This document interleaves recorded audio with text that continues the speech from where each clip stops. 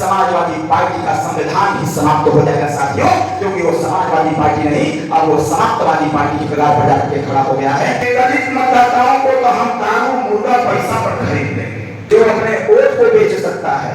दारू मुर्गा पैसे पर, वो अपने घर की बहन बेटियों की इज्जत को भी बेच सकता है साथियों। ये मानव सिद्धांत कहा है। ये भारतीय संविधान खतरे में नहीं है। अगर संविधान किसी का खतरे में है तो समाजवादी पार्टी का संविधान खतरे में है। बहुजन समाज पार्टी का झंडा लेके जाया करते थे, हम उस झंडे में डंडा लगा करके कंधे पर रख करके उसको स्कूल तक लेके जाते थे, और जैसे स्कूल पहुंचते थे तो उसी गन्ने के खेत में झंडे को रख करके पढ़ाई लिखाई करते थे, और जब 4 बजे छुट्टी होता था तो फिर उस झंडे को लेते थे। डॉक्टर अरविंद राजभर जिंदाबाद, नारायण डॉक्टर अरविंद राजभर जिंदाबाद, जिंदाबाद जिंदाबाद, डॉक्टर अरविंद राजभर जिंदाबाद, जिंदाबाद जिंदाबाद, डॉक्टर अरविंद राजभर जिंदाबाद, जिंदाबाद जिंदाबाद, डॉक्टर अरविंद राजभर दलित समाज जिंदाबाद, डॉक्टर अरविंद राजभर दलित समाज जिंदाबाद, जिंदाबाद, डॉक्टर अरविंद राजभर दलित समाज जिंदाबाद, जिंदाबाद, डॉक्टर अरविंद राजभर जिंदाबाद, जिंदाबाद जिंदाबाद, डॉक्टर अरविंद राजभर संघर्ष करो, हम तुम्हारे साथ हैं, डॉक्टर अरविंद राजभर संघर्ष करो, हम तुम्हारे साथ हैं, डॉक्टर अरविंद राजभर संघर्ष करो, हम तुम्हारे साथ हैं, डॉक्टर अरविंद राजभर संघर्ष करो, हम आपके साथ हैं। भाऊ का सांसद कैसा हो, घोषी का सांसद कैसा हो, अरविंद राजभर कैसा हो, घोषी का सांसद कैसा हो, अरविंद राजभर।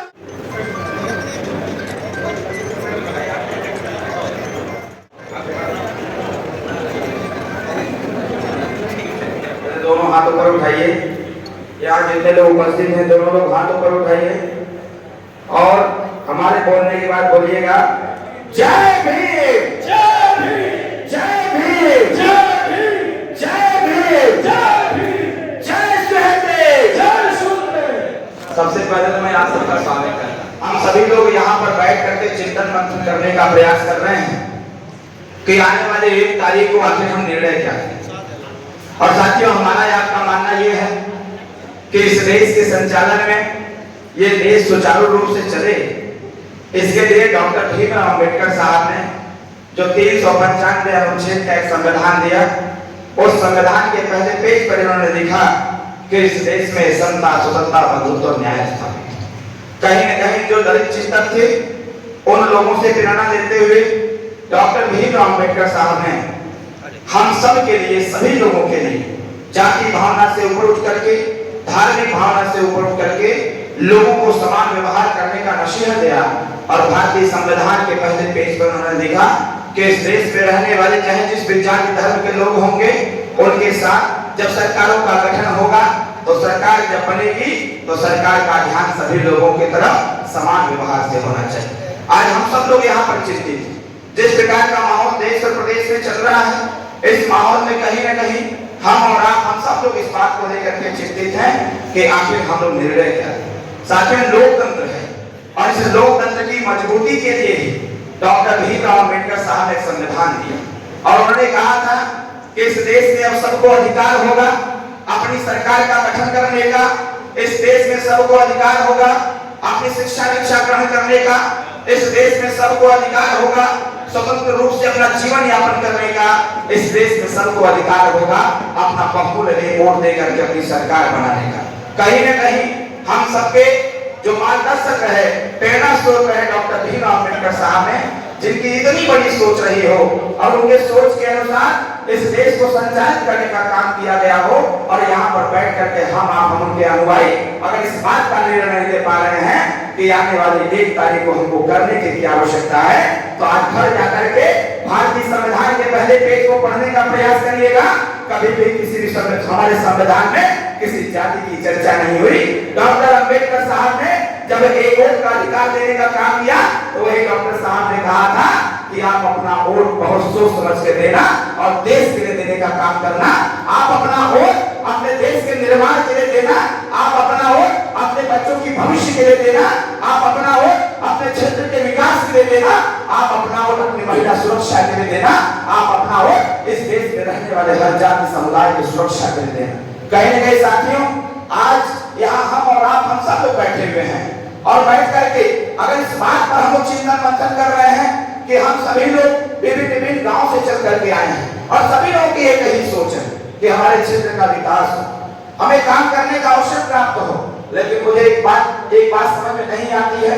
कि जिस समाज में इतने ज्यादा पढ़े लिखे लोग हों, जिस समाज का व्यक्ति इस देश में सबसे ज्यादा डिग्री धारक हो, उसको निर्णय लेने में इतना समय क्यों लग जा रहा है साथियों? कि जब डॉक्टर साहब ने कह रखा है सही व्यक्ति का चयन करने का, तो आपको सही व्यक्ति का चयन करना चाहिए और सही व्यक्ति का चयन करके इस देश, इस प्रदेश, इस क्षेत्र के कल्याण के लिए निर्णय लेने की आवश्यकता है और निर्णय लेकर के मजबूत सरकार बना करके अपना विकास करने की आवश्यकता है साथियों। ये डॉक्टर अंबेडकर साहब ने कहा हुआ था। आज इस मंच पर बैठे हुए हमारे नेताजी हैं, आप सब लोग देख रहे हैं इनको अच्छी प्रकार से जानते हैं कि हमारे नेताजी के चेहरे में डॉक्टर भीमराव अंबेडकर साहब के साथ साथ मान्यवर कांशीराम साहब का चेहरा नजर आता है। हम लोग इस बात को समझते हैं, हमने पढ़ाई लिखाई जरूर किया,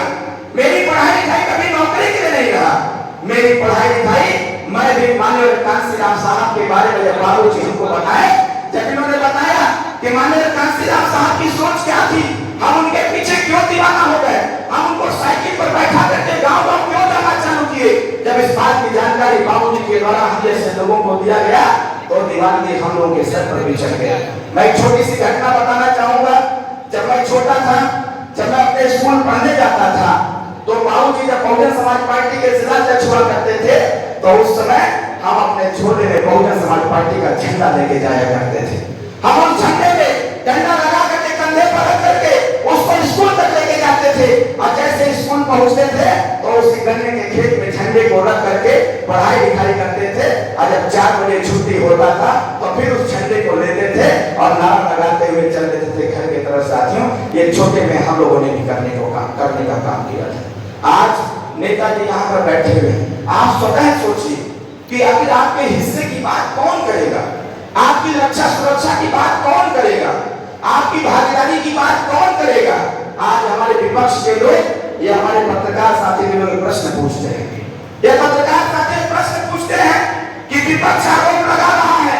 कि भारतीय संविधान खतरे में है, और मैं स्पष्ट रूप से कहना चाहता हूं दलित साथियों, ये भारतीय संविधान खतरे में नहीं है। अगर संविधान किसी का खतरे में है तो समाजवादी पार्टी का संविधान खतरे में है। ये मैं दावे के साथ आपसे कहना चाहता हूं। ये संविधान खतरे में कैसे पड़ सकता है? जिस संविधान से पूरा देश चलता हो, जिस संविधान से हमारा IAS नौकरी चलती हो, जिस संविधान से हमें शिक्षा का अधिकार प्राप्त होता हो, जिस संविधान से प्रधानमंत्री का चयन होता हो, जिस संविधान से राष्ट्रपति का चयन होता हो और उसी संविधान से क्षेत्र पंचायत का चयन होता हो, ऐसे संविधान पर कभी आज नहीं आ सकता है। ये विपक्ष में बैठे हुए लोग सिर्फ हमको आपको गुमराह करने का प्रयास कर रहे हैं कि किस प्रकार से समाजवादी पार्टी का संविधान बच जाए। आप इस भ्रम में मत रहिएगा। ये भ्रम आने वाले लोग जो आपके कानों तक आवाज पहुंचाने का काम कर रहे हैं, ये विपक्ष के लोग जो बार-बार आपके यहाँ सूचना देने का काम कर रहे हैं कि भारतीय जनता पार्टी की सरकार आ जाएगी तो भारतीय जनता पार्टी मजबूत हो जाएगी, तो यहाँ का संविधान खतरे में हो जाएगा। मैं इस बात को स्पष्ट रूप से कहना चाहता हूँ, आपके संविधान की रक्षा सुरक्षा संविधान को मानने वाले लोग ही कर सकते हैं साथियों, संविधान का खंडन करने वाले लोग नहीं कर सकते हैं। इसलिए मैं आपसे आग्रह करूंगा कि आने वाले समय में उसी संविधान के आधार पर, उस संविधान में दी गई व्यवस्था के आधार पर जो वोट देने का अधिकार डॉक्टर भीमराव अम्बेडकर साहब ने आपको दिया हुआ है, उसी संविधान का पालन करते हुए और डॉक्टर भीमराव अम्बेडकर साहब को याद करते हुए आने वाले 1 तारीख को एक मजबूत नेता को खड़ा करने का काम करिए, एक नेता को दिल्ली भेजने का काम करिए कि जब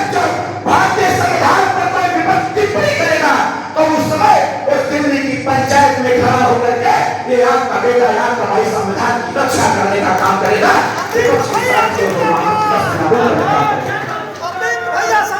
की साजिशों को हम नाबूद करने का काम करेंगे। जैसे हमारे नेताजी हैं, ये आप लोग जानते हैं, पहचानते हैं, समझते हैं कि उत्तर प्रदेश की विधानसभा में 403 विधायक हैं। उत्तर प्रदेश के विधानसभा में 403 विधायक हैं और 403 विधायकों में जब उत्तर प्रदेश के गरीबों का सम्मान की बात आ जाती है, गरीब की रक्षा सुरक्षा, इसके हिस्सेदारी भागीदारी की बात आती है, तो कोई बोले चाहे मत बोले, लेकिन ओम प्रकाश राजभर जी ने संविधान की शपथ लिया हुआ है। इसलिए संविधान के आधार पर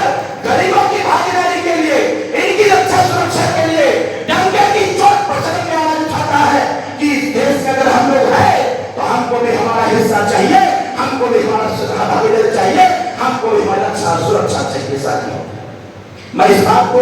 आगे बढ़ाते हुए बस अंतिम बात कहना चाहता हूं, अगर उत्तर प्रदेश की विधानसभा में हम सबके नेता आपकी रक्षा सुरक्षा की बात कर सकते हैं, तो मैं दिल्ली की पंचायत में जाकर के आपके भागीदारी की बात करना चाहता हूं, आपके हिस्सेदारी की बात करना चाहता हूं। और संविधान को आड़े हाथ ये विपक्ष के लोग लेने का काम करते हैं, ऐसे लोगों की कलई खोलना चाहता हूं कि इस देश का संविधान कभी आज नहीं, कल नहीं, परसों नहीं, आने वाले समय तक कोई भी आंच नहीं आने दिया जाएगा। साथियों, लेकिन एक बात तो तय है, एक बात तो 100% तय है कि अगर आप मन मिजाज बना लेंगे, अगर आप अपने आप को समझ गए और आपने मन मिजाज बना लिया,